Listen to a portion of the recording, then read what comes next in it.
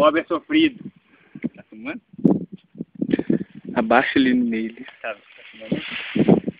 Bom, gente, estou aqui para falar, para mostrar nosso ambiente de trabalho. Aqui está nós três, eu, Leo, não sei como é eu, Leo e o Diego. Esse é o nosso ambiente de trabalho. Para vocês verem, a altura do mato está cobrindo a enxada. E nós temos que bater essa enxada o dia inteiro aqui, ó. Isso aí serve para vocês, mulheres, nossas esposas, nossas filhas. Para quando vocês pedirem alguma coisa pra gente e a gente não querer dar, vocês não insistirem, porque olha o que a gente aguenta o dia inteiro. Chega à noite, a gente quer fazer um carinho, põe a mão na escova. Vocês ficam bravos com a gente. Quer algum presente, a gente não dá.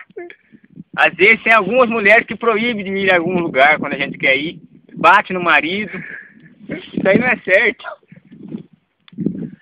Então, pra vocês verem o tamanho do mato que a gente passa aqui. Tá? A gente cabe na raiva. No orgulho no coração, porque coragem a gente não tem. E aí é pra vocês entenderem um pouco o nosso lado. Tá? Vamos ver como é que ficou o dia. Tá bom.